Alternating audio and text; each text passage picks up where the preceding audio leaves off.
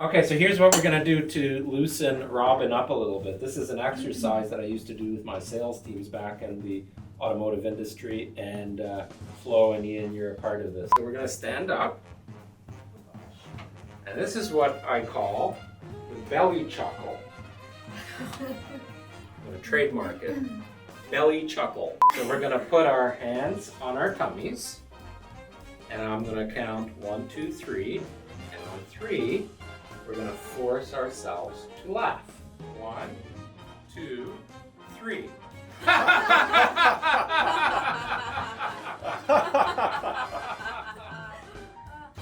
All right, let's go. All right, hello. Welcome to episode 191 of KT Confidential, the real estate podcast. Today, Robin Dasilva and I talk about what women want and trends in 2022 and going into 2023. We hope you enjoy. Enjoy.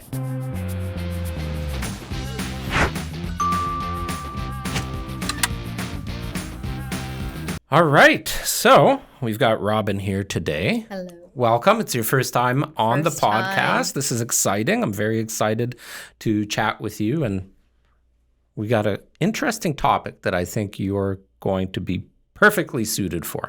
I hope so. Before we get into that, because it's your first time on the podcast, I want to give everybody a little bit of a background on you. So, Robin Dasilva is a realtor with our team. And, well, here, why don't you give everybody what we call your origin story? The backstory. How far back? As far back as you want to go. Okay, so I'm a mom of two. And at the beginning of COVID, everything shut down. The company I worked for shut down. My kids were home from school. And I was thinking to myself, what am I going to do? I don't want to go back to my 9 to 5 that I was doing before. So I decided to go back to school and do something I always wanted to do, which was real estate. So I signed up for my courses. I was doing homeschooling with my kids and myself. So I was on the computer 24/7. Took me almost a year to finish the courses. And in that time, I had reached out to you and Adrian because I'd like one of your podcast videos, I believe it was. And you said, well, why don't we have a Zoom chat? So we I remember chatted. it well. Yeah. Chatted for a little bit. And I think it was the next day you sent me a message. So you want to join the team? Of course. And that's how that started. And I got licensed. And here we are 7, 8 months later. Yep. And things are going good. So what did you do before? So originally, before having kids, I was in collections. So calling you down, looking for money from insurance bills. Mm-hmm. And then just before COVID hit, I was working for a cleaning company doing their admin. So the whole back-end paperwork thing is pretty common for you and second nature. So what about, like you said, okay, I wanted to get into real estate, something I always wanted to do. What about it appealed to you to get into the business? Because a lot of people have the desire or passion to say, oh, I might try real estate. Mm-hmm. Right? So what was your aha moment? Okay, I'm going to go and I'm going to take my course. I'm going to get licensed. I think when I really knew I wanted to be a realtor, I always did when I was a kid watching those shows and whatever. But my aha moment, I think, is when we bought our first home. Sold our first home because we bought a brand new home. But when we sold it, the realtor that we used became like a family member to us. And she popped by all the time, holidays, birthdays. And we really got a good relationship with her. And I still follow her and talk to her. And I liked that idea of helping someone, but also doing something that I love too. So, yeah. So how does being a mom of 2 kids, because you were technically stay-at-home mom, how does that transition look like? Because there's a lot of females that are in your shoes, right? They have kids at home, would love to get into real estate. They know real estate has some more flexibility, although that It does and it doesn't. it does and it doesn't. Yeah. Maybe you can talk about a bit about that. But what does that look like? So stay-at-home mom now is full-time realtor, still got the kids, didn't sell them. Yeah. It's not easy. Now they're in school, but a few days from now they're going to be on summer break. So you definitely need to have that support system, someone you can rely on when you have to run out of the house to do a showing last minute. So I've definitely set in place a few different options for babysitting. You can't always rely on one person. Yeah.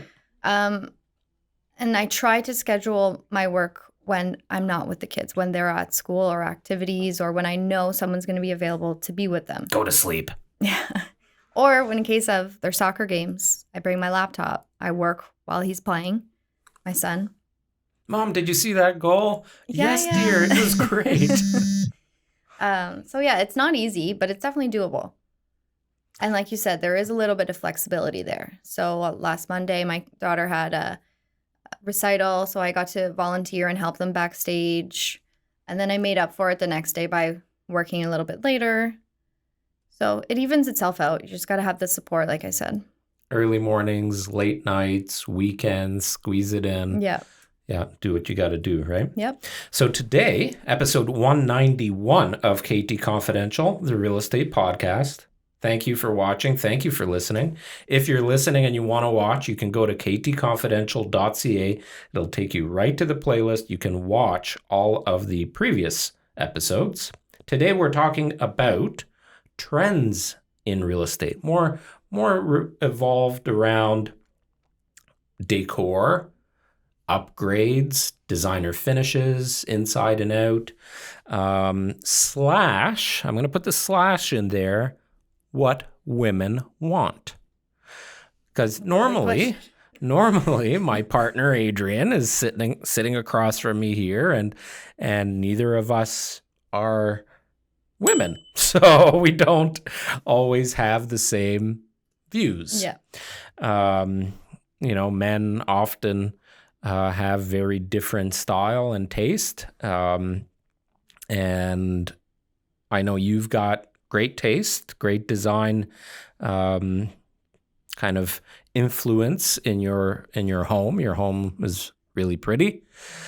In fact, it was you that was telling me a week or two ago that people were asking you to share more pictures of your kitchen. On social, yeah. That's kind of cool. How did that happen? I think I had posted a few. Well, I had the other blog that I did when I cooked in my home, and I guess people noticed. And I posted some pictures here and there. But yeah, I've had a few people reach out and say, "Let's see more of your house. I love it." So let's get into it. Let's talk about it. So I know. I'm going to throw out your personal life here a little bit. No problem. I know that you and your husband, Chris, have ambitions to move. Yes, eventually. Bigger home. Bigger, yeah. Bigger lot. Mm-hmm. That's his dream. Well, I got to tell you, he maintains the outside of your home, like the gardening aspect and the green thumb aspect. I do the garden. He does the grass. Oh, okay. Well, they both look really good, but you've got some of the best grass probably in town. Mm-hmm. So I would definitely welcome seeing what he can do with a larger lot. Yeah. But your kids are getting older. How old are your kids now? 10 and 7. 10 and 7. So closing in on those teenage years. I want more space. Need more space. Yeah, not only for storage on the inside of the home. You've got all of the activities that they're doing, sports. You get the bikes, you get and then you start bringing more friends in. The friends are now bigger. Mm-hmm. So you need more space. So I get it. A lot of people in your shoes. I actually think you're much like our target demographic and our average client. You're in your 30s, you have young kids, would like to upgrade in the future. So let's just talk about if you were to either buy your ideal home, or even better, if you were going to renovate or build from scratch, whatever, if you had a clean slate going into, we're more than halfway through 2022, 2023, right around the corner. So what would Robin want as must-haves when it comes to style, decor? What would you want?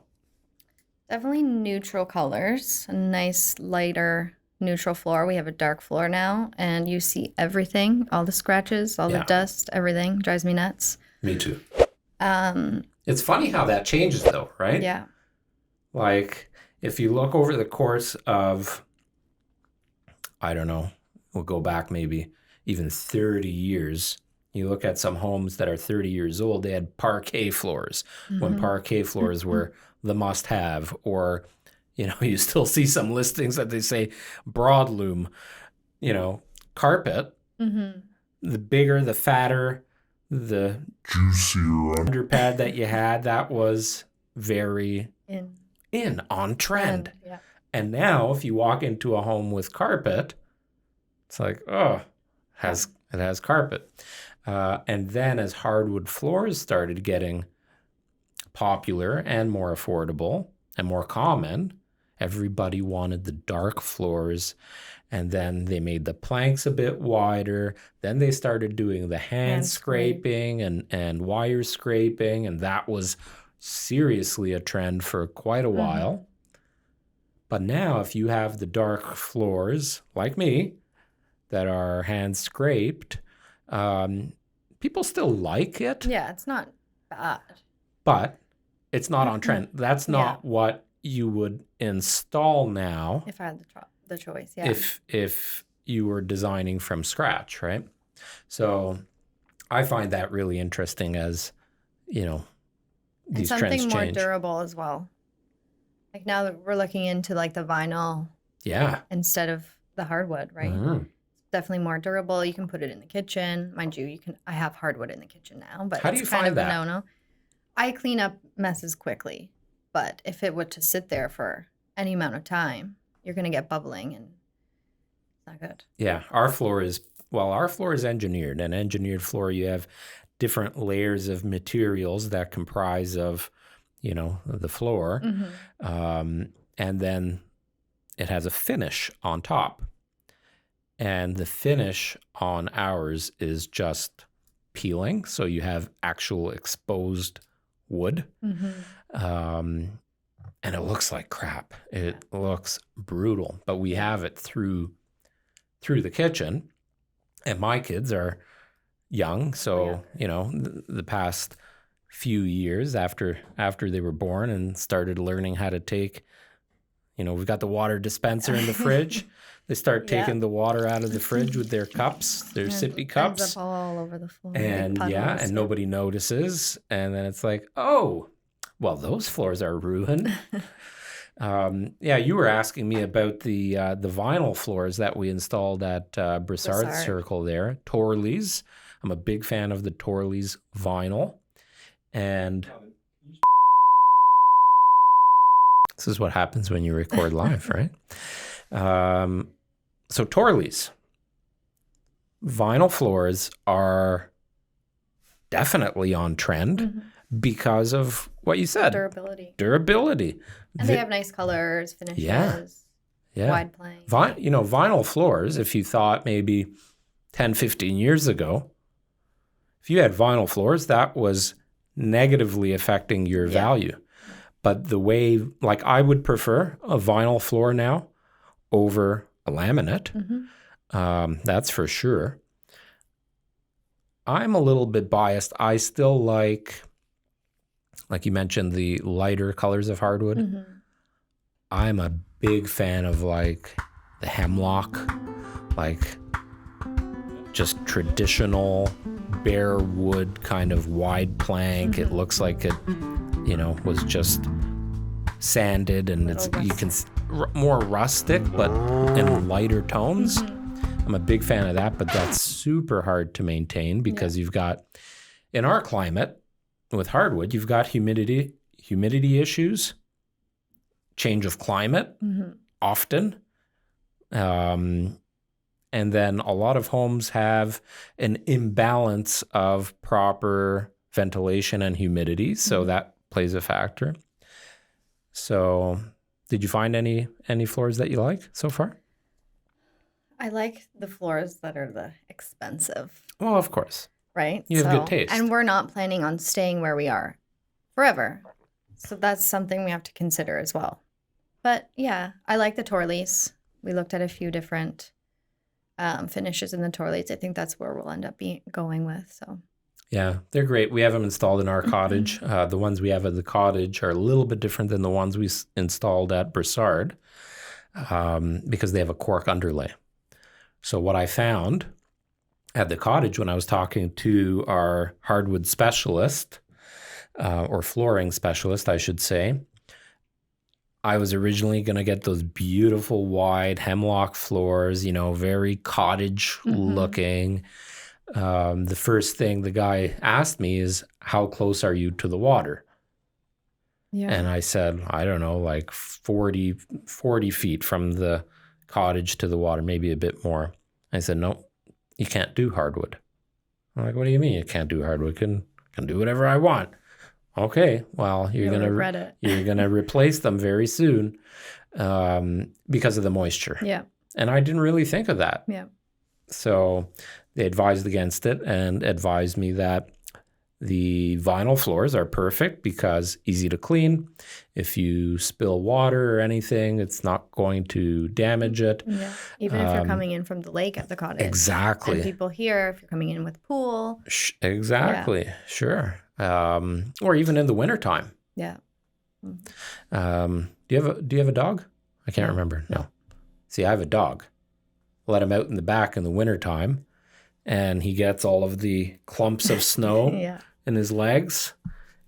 And of course, he doesn't stay long enough at the door for us to wipe him completely down, and some of it gets entangled in the fur. First thing he does is run around the house like a, mad dog. Is that a thing? Mad dog. And then he does the shake, and you get all of the sprinkles. Yeah, and then it's brutal. So the one that we installed up at the cottage, it's got a cork underlay. So the floors actually feel really nice in any climate. And cork is I can't think of the word right now, but you won't get mold or mildew. Because I think we installed that in our basement too, when we have vinyl in the basement and we finished it. So yeah, it's good. Yeah. So you would go with a lighter vinyl floor. Yes. When you say light, in the gray tones and the tan tones. I think we're getting a little more away from the grays. That was big for a while. It's more like a grayish taupe. Grayish? Yeah, the word. More of a taupe color now, like a muted. I have this picture in my head of the floor I want, and I can never describe it. Right. Right? So I just got to find it. It's got to be the right one. Yeah. You see, that's the thing, though. I think a mistake people make when renovating or designing the house, and everybody makes this mistake, and I'm hugely guilty for it. Rushing into things? No. Oh. Is waiting to, it's the exact opposite. Oh, okay. Waiting to find the exact thing you want. So I'll give you an example. We're preparing our house slowly but surely because we're anticipating making a move as well, upgrading. And we just did this past weekend, made a list of all of the things we need to do to get it to a point where it's more or less sellable or at least ready for our stager. And I started knocking things off the list already on the weekend, starting from the easiest. And the easiest was ordering things online. So I'll give you an example. The pendant lights in our kitchen.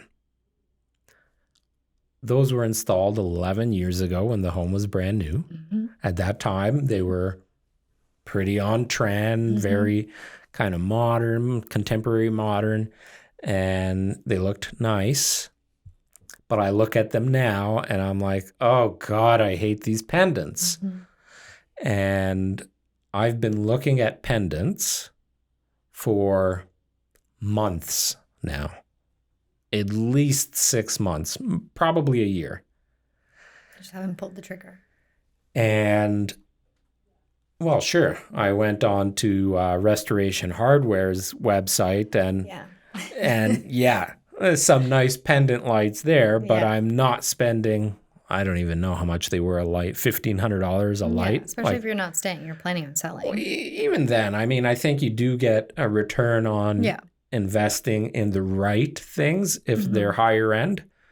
Pendant lights might not be one of them. So if you spend, in this case, we need 3 of them. So imagine spending $4,500 on pendant lights.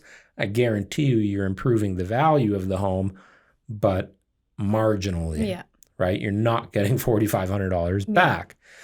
So I'm looking at it and, okay, got to order the pendant lights. I want to have them installed by next weekend. It's a simple job. I can do it in 3 lights in an hour.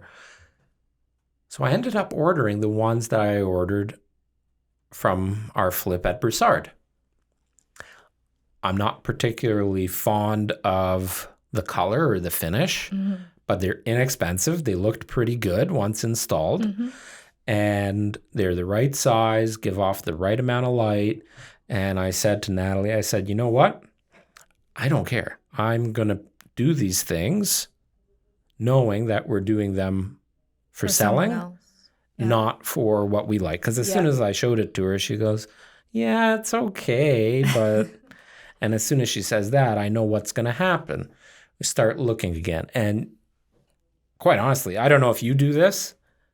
And I'm sure somebody listening and watching, a lot of people probably listening and watching do this.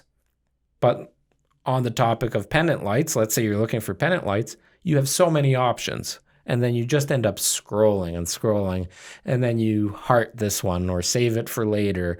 And you keep scrolling. And you end up ordering nothing because you can't make up your mind. So I said, fuck it. Just going to start ordering things that I know are going to come together, make the house look good for selling, whether we like it or not, or that's what we would choose in our next home. Totally irrelevant. Look at the cost of it. So I think these pendants for the 3 of them, I think they were less than $100 a piece. The light bulbs are probably half of the cost of them, but yeah, so I think things like that. Same thing with door hardware. So we have the old nickel brushed, at that time, modern and contemporary style. Looked nice, especially with the white kitchen cabinets. But now everybody wants black or gold. So hopped on Amazon. Found Amazon's some options. Your friend when you're doing stuff like that. What's that? Amazon is your friend when you're doing stuff like that. And I mean, you gotta double check prices, especially if you're ordering on Wayfair.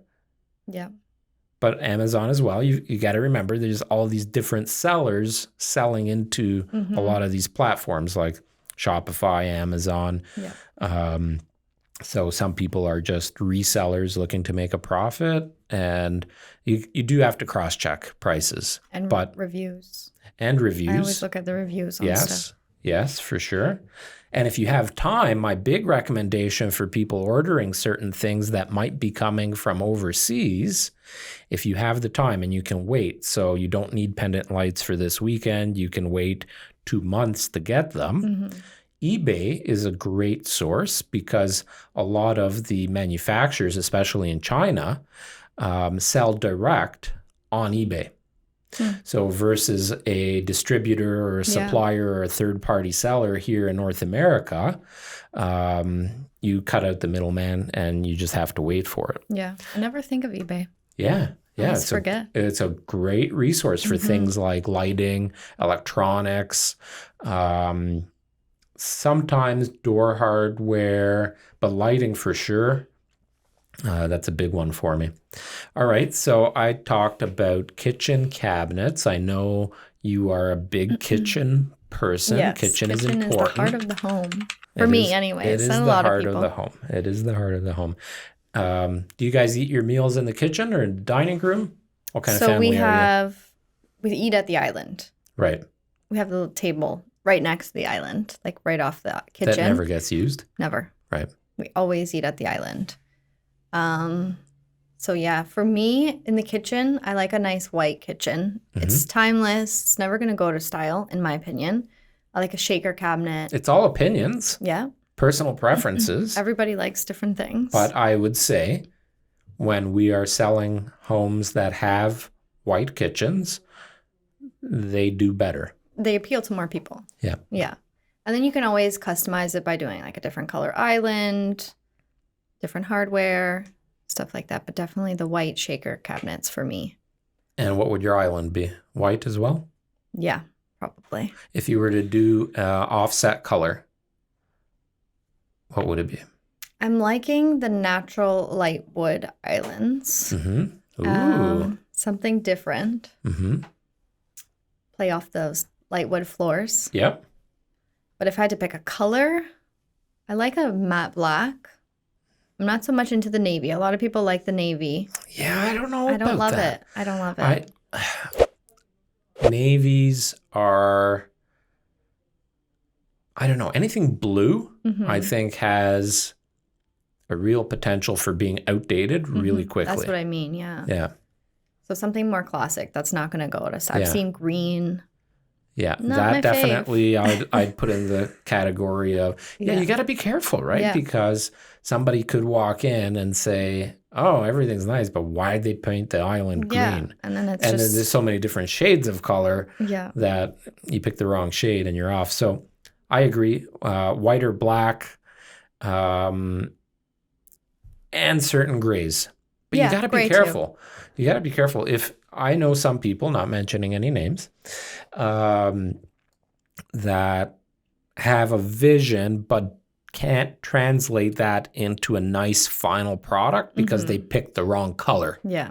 So whether it's wall color, cabinet color, floor color is a little bit easier because it's already manufactured. But when you can pick literally any color for your wall, any hue, It's too many choices. there's too many choices. And a lot of people pick the wrong shade, the wrong color, the wrong, even the finish of the paint.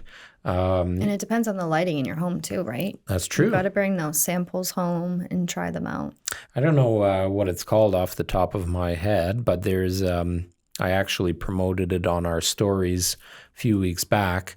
The giant samples? Yeah. I did too. I thought it was so cool. I think it's Hello Paint. I could be wrong. I think you might be right. Yeah. I think I'm that's what it is. sure Florencia is going to have something popping up in the video.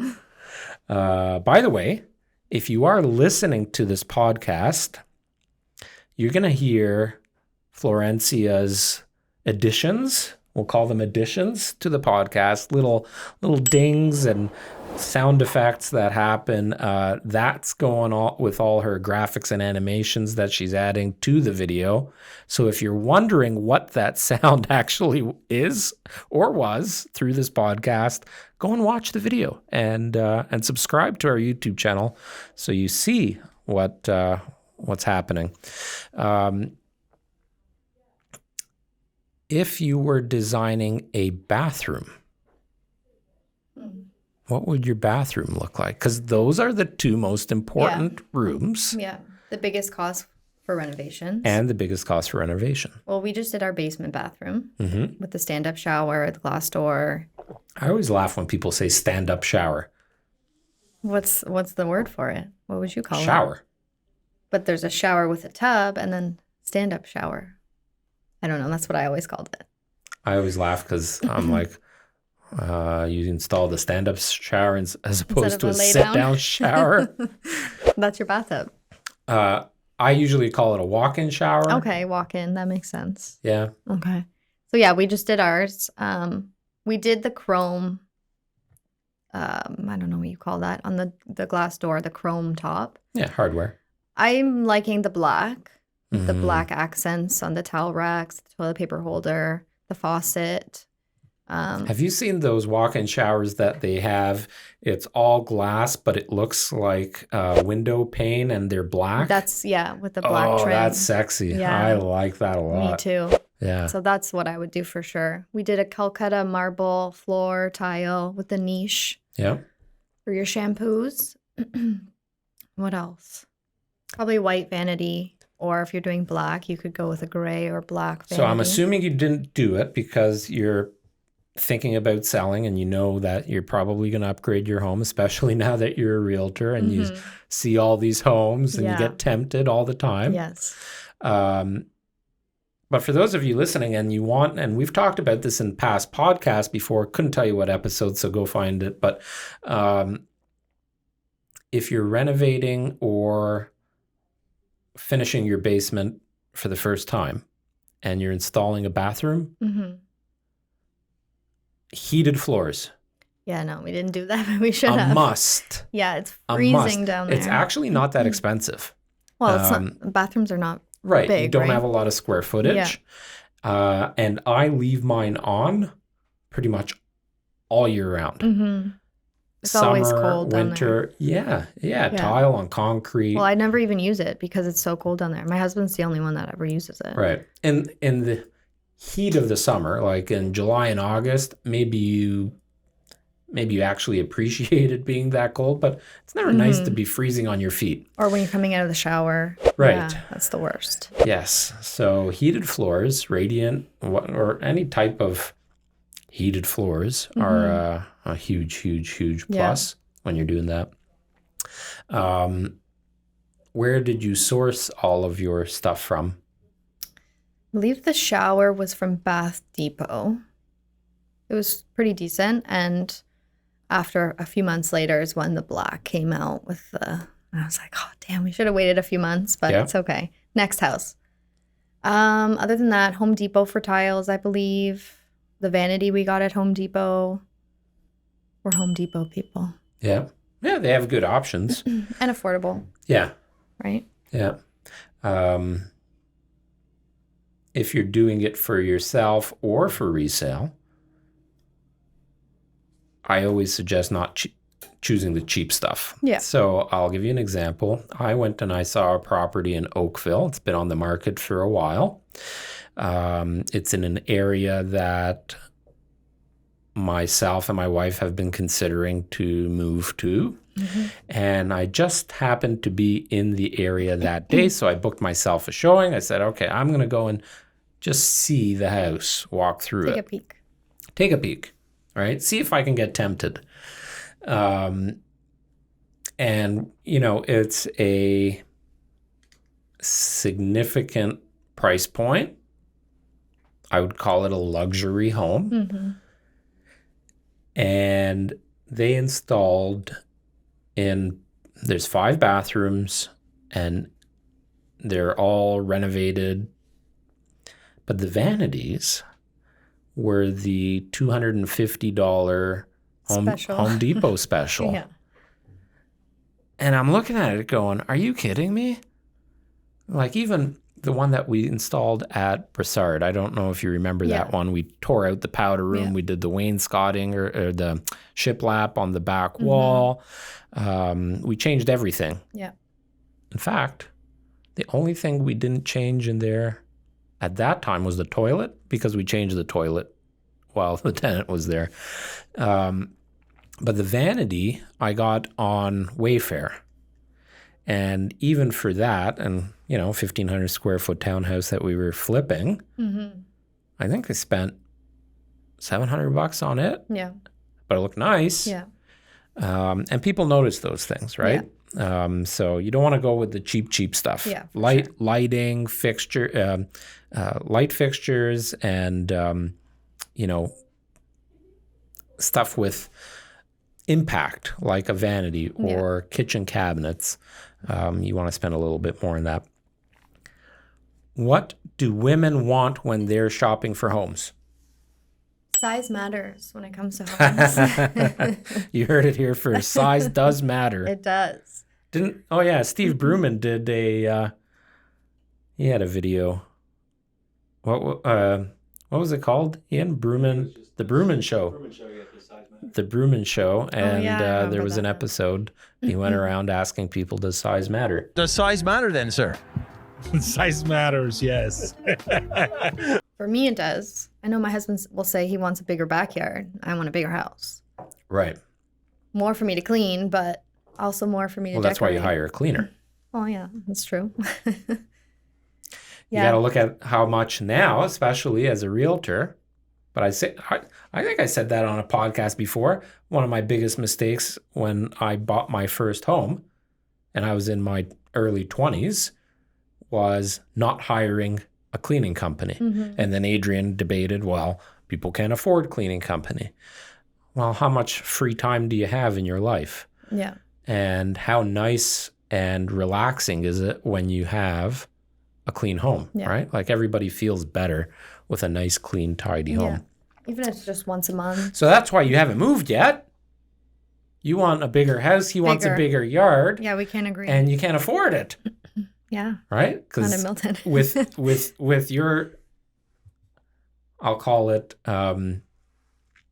high-end taste. Oh, yeah. Well, we do our own stuff.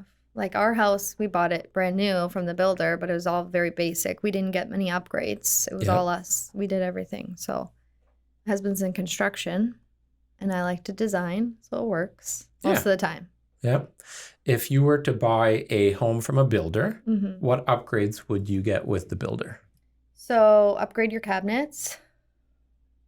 We upgraded to the chef kitchen. So your gables for your fridge, all those pots and pans drawers. We were going to get the counters done, but what we did was the day of moving, we had another company come and replace them because we could had more options and it was cheaper. Yep. From the builder. See, I'll disagree with you on the cabinets. I knew you were going to. It depends on the cost. Mm-hmm. And it depends on if you have the time. Because if you need to move into the house right away, you don't want to deal with the bullshit, the headaches of hiring a contractor and pulling out all the cabinets and reinstalling a new kitchen, fine. But a lot of people don't know. Getting kitchen cabinets custom made is actually not that expensive. And the quality difference between what you'll get from the builder and what you'll get, there's a great, give them a quick shout out here. LD Boss here in Milton. They do a really nice job with their cabinetry, and pretty sure that's the company name. I've used them 100 times already, but let's just double check. Follow them on Instagram if you want to check it out. You can now design what cabinets you want where. More custom. What size of cabinets? So you got to think, how am I really using this? As an example, I don't know if you have one. Do you have a junk drawer? Yes, of course. It's actually a junk cabinet. I need a full cabinet. You need a full cabinet. Well, you're one step ahead of us then, because we have a junk drawer. I call it the drawer of death because everything that goes in there to die. Yeah. Right? It's stuff that you should probably be donating, throwing out, or I don't know, but it should not be in your kitchen. Everybody has those cabinets or those everyone drawers. leaves stuff around in my house, and I put it in the cabinet. And if no one asks me in 2 months for it, then I know it's not needed, so I just toss it. It is LD Boss. I am correct. Their Insta handle, LD Boss Custom Kitchens Inc. And they are located here in Milton. So they designed and installed my laundry room. All of the cabinets. So we had a nice big pantry with a pull-out hamper with the soft close, cabinets up top, cabinet under the sink. So nicely custom made with the valance on the top and on the bottom, under cabinet lighting, like it looks really nice. Yeah. And then they also did the kitchen at my cottage. And because we have no upper cabinets, it's all window. the thought and design of the cabinets on all the lowers and in the island were extremely important. So what happens in a builder home, in a new builder home, is, I mean, if you're buying from like the Madamies or the Fernbrooks or, you know, whatever, yeah, call them out. I mean, they're kind of cookie cutter design, right? Sure, they have a floor plan and they sell hundreds of them. Yeah. All the kitchens are the same. You go into my house or your house, you'll find the same style, the same drawer locations, everything in all of the other floor plans, or in all of the other homes with the same floor plan. So it might not be what you want or usable to how you're going to use it. Yeah. And I think there's a huge benefit in starting from scratch. So we actually, now this gentleman is a carpenter, so he had a leg up on I guess the cost and the process, but he took possession of a brand new home, left it as basic as possible, not a single upgrade. As soon as it closed, the next day, he went in and tore out everything in the kitchen. Well, you can actually ask them not to put in certain things. Like you can tell them delete the mirrors so that when you pull them off, there's no big holes. Yes, that's a big one, actually. Yeah. Although, funny enough, you should say that because I regret it. In our master bathroom, there has never been a mirror. You didn't replace it. Never did. Well, you do now. I did once. But it was a small mirror and it had a frame that kind of stuck out a bit. And what happened was the light above was creating this awful shadow. Yeah. So you looked like you were a drunken person at 3 a.m. in the morning all the time.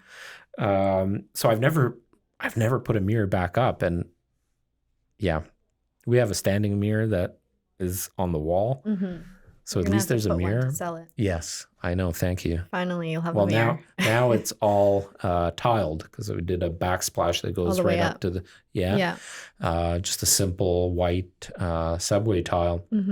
So now I'm going to have to drill into the tile and make sure that it's in the perfect spot. Okay, so what else do women want? You're out shopping with a lot of your clients that are like you. What's everybody looking for? Pools. Everyone wants a pool these days. Me too. Especially the moms. Yeah. Send the kids out back. Keep them entertained. Definitely pool. What else? I like a good fireplace. Would you go with a linear style fireplace? That's what we have. We have two of them. Yeah. Gas? No. Electric. But I would like a gas. Yeah. I have one of the nicer electric linear ones. Actually, we have two. We have one that's kind of almost a square and then a linear one in the basement. They're both Napoleon. Same with us, yeah. They're about as nice as you can get in electric, but the fire is so phony. Yeah. Like it's kind of cheesy. You can change it to purple right? or blue. Yeah. All these different colors. And it gives off heat, but you have to like run it for 2 hours before you even notice it. Yeah. So it looks nice compared to having nothing. Yeah. Funny story about that. We ordered one for upstairs and online, and we got two, and we only paid for one. So we ended up putting one in the basement too. Nice. Yeah. They didn't ask you to send it back? No. Didn't tell them? Didn't hear nothing else. We left it in the box call for them. months. Tell them they sent us too many. No, we left it in the box for months just in case, but they never billed me, never called. So we got an extra one for free. And they're not cheap. That happened to me with, I ordered some bar stools for the cottage from Wayfair. And bar stool height, I don't know what the height is of the stools, but you're talking a 36-inch high counter. So the stools probably were 30-inch high. And they sent us basically side chairs that were like 18 inches high. I'm like, what are we going to do with these? Kind of reaching up to the counter like, that's not what I ordered. So I called them and I said, hey, you sent me the wrong chairs. Oh, really? Oh, I'm really sorry. The other ones are on back order. Okay, they're on back order. It took 2 years to get these bar stools. They sent them, and they did not send hardware. Oh my God. So you had the legs and the actual seat, Mm-hmm. but the hardware to connect it all was not in the box. It's crazy. 2 years later. I ordered 4 chairs. Mm-hmm. 2 of them arrived with hardware. 2 of them, the first 2 that arrived, because they didn't all arrive at the same time, 2 of them did not arrive with hardware. So they said, okay, we're going to send you 2 new chairs. I said, well, I don't need the chairs. The chairs are here. Yeah, I just need the hardware. Oh, no, they don't do it that way. This manufacturer is just going to send you 2 new chairs. All right, fine. Took another 6 or 8 months, something like that. That's crazy. Finally, those 2 chairs arrived. But the funny part is they didn't want anything that they sent me back. Mm-hmm. So now I had 6 bar stool chairs, 2 of which you can't use, didn't have hardware, and 4 18-inch side chairs. I'm like, what do I do with all this? So I posted it on Facebook Marketplace, and eventually somebody bought it like for $25 a chair. I think they were like $200 a chair, $250 a chair, but I just wanted them gone. Like I had no use for it, and they didn't want it back. Yeah. So, so pools, yes, I agree. Even can we call it post-COVID? I think so. Is it post-COVID? I think so. Ian's shaking his head. Maybe not. Depends on what happens in the next.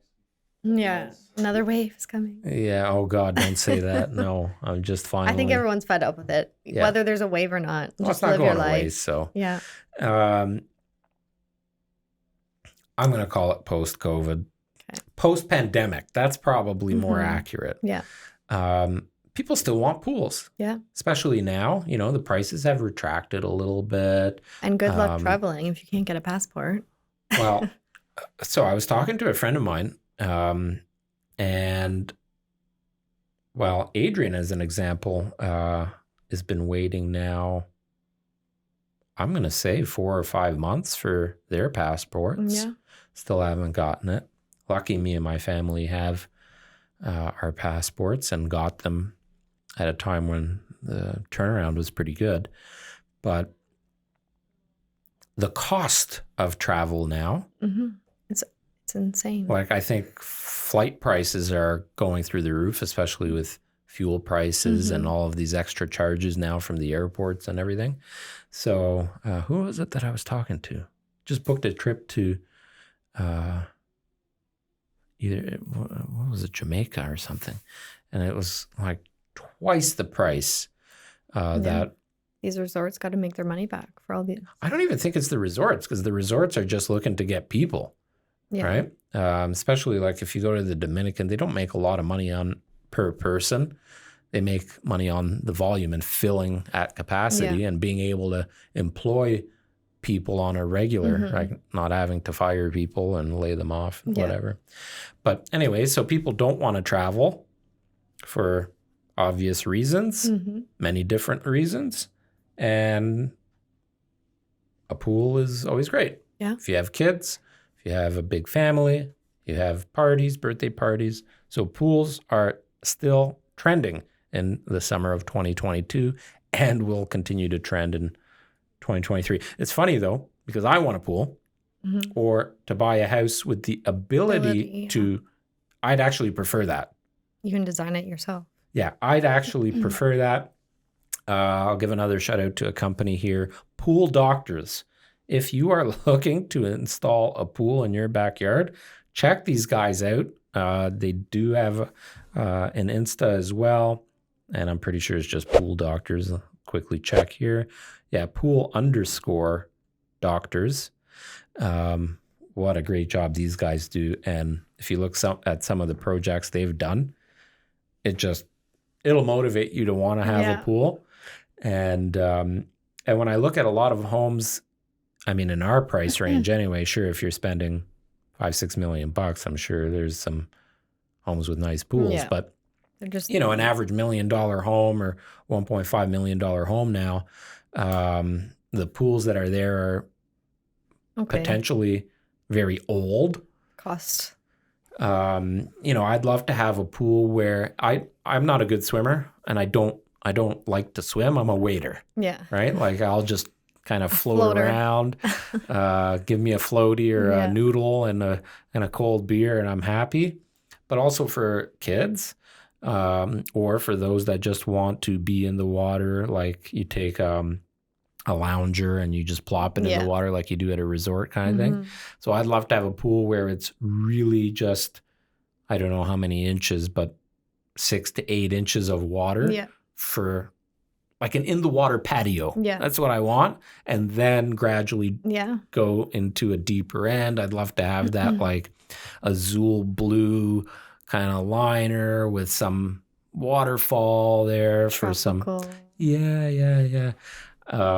There's a show. I don't know what the show is called or if you've ever seen it. Greatest Pools. I know what you're talking about. I don't know what it's called, but yeah, we watch it sometimes when there's nothing on. Where they go in and they design like these unbelievable pools. Like the people that are installing these have obviously a lot of money, but where they have caves and slides from the caves and built-in barbecues and oh man, you can get pretty crazy with it. So I'd actually prefer to hire a contractor and start from scratch. Yeah. But I wouldn't be picky. Pool's a pool. If you can jump in and enjoy the summer. Okay. What else are your clients after? And people what with might kids, you be after? A playroom. Store all the toys. People used to say, like if you walked into your house, you wouldn't even know you had kids. I said, yeah, because that door's closed. If you open that door, all hell breaks loose. There's all the toys are in there. So a playroom is a must if you have kids. I 100% agree. So in our home, I had my home office on the main floor. It was the den. Kicked out. And it's a double beautiful room. It's probably, I want to say that room is 11 by 12. So a decent sized room, double doors, 9-foot ceiling, nice big window, perfect home office around the corner from the kitchen, around the corner from the bathroom. Ideal. Had kids, became the playroom, took the doors off because the doors actually opened to the inside of the room. So takes up space. To put toys and stuff. And, you know, for watching and listening. Safety. So we took the doors off. So now it's literally an open den and you can see everything. But that's where they play. That's where all their toys are. And I don't think we could live without that room. That is actually part of the challenge in us finding a home that works for us. Is a lot of builders in newer homes have gone to this open concept style. Which I like, but at the same time having that little room. You need a degree of separation. Yeah. You know, and a lot of people actually like to have a formal sitting room. Yeah. Formal dining. Or a formal dining. But certainly having that room for kids, super, super important. Yeah. And when my kids got old enough, they don't want to play with their toys and stuff. It's just iPads and TV, PlayStation. Right. So now we want more of like an upstairs living room-ish thing. Right. And we've like changed. A loft area. Yeah. And we've now changed their playroom to my office. So now I'm on the main floor. Perfect spot. See, strategically, this podcast was actually just to find out how I'm going to sell you and Chris a home. Episode 191 of KT Confidential, the real estate podcast. Robin Dasilva is my guest today, realtor on our team, mom of 2, lives in Milton, relatively new to real estate, started the process with us about 8 months ago now, doing really well, still learning some stuff, but the beauty of being on our team, as you know, is there's lots of help and guidance and For sure. lots of expertise. You see, I don't know if you've come across this, and I'm going to divert a little bit here because this is your first time on the podcast, and I'm sure some people are wondering how, as a brand new realtor, did you end up on our team? So, my sister-in-law, sorry. Yes, your sister-in-law. We won't name her, but She I'm knows sure who she's she is. listening or watching. She used you. She was one of your first clients, I believe. One of. Her first transaction with us was probably now 9 years ago. So that would have been about 2 years into our real estate career. But she turned into a great client. Yes. Lots of referrals. Yes, I have done, I don't remember now how many transactions with her, 3 or 4. 3. I'd say 3. And then her extended family, her husband's family, have done their in-laws, that whole extended family, and now 5 or 6 transactions, something like that in total. And we've had a really good relationship over the past 9 years. And I never met you before. No. But I remember going to her house when it was for sale and seeing these brochures, and she actually still has some. That's funny. And then once I was in school doing my courses, I'd always followed you guys, and I commented on one of your videos, and it started from there. So that's funny because, usually, well, let me ask you this. You started taking those courses fully anticipating you were going in solo. I didn't know 100%, but yeah, I wasn't really thinking, I'm going to join a team specifically, or didn't have any expectations of that. So now, call it a year into your career. Could you look back and think, how would this year have looked like, what this year would have looked like if you were solo? I can't. I can't even picture it. Even when I was still in my courses, when I would talk to the other students, they would say like, oh, have you looked into brokerages and what is your advice or whatever? And I kept saying, join a team. Like, I haven't been licensed, but just the knowledge I've already received from you guys before being licensed and that team aspect, I would recommend to any realtor starting out. And I think the biggest challenge for a lot of realtors, and you face this too, it's developing relationships and building a client base. Obviously, being on a team, or not every team, but being on this team, you've got a little bit of leverage there that we have a client base and a following and all of that. But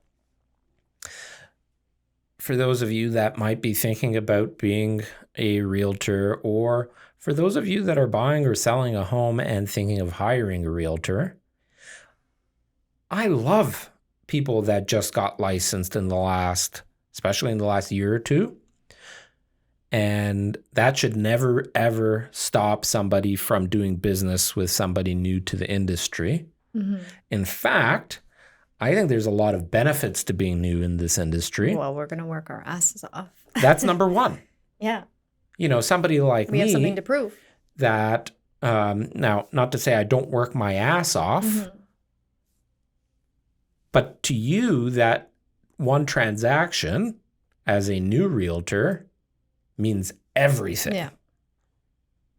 Because you have to build a client base in order to get repeat and referral clients. But you're also up to date on all of the latest everythings. Yeah. Right? The latest paperwork, right? The code of ethics, the how to cross the T's, dot the I's properly. And the courses now, they're not easy. I mean, there's a huge dropout rate.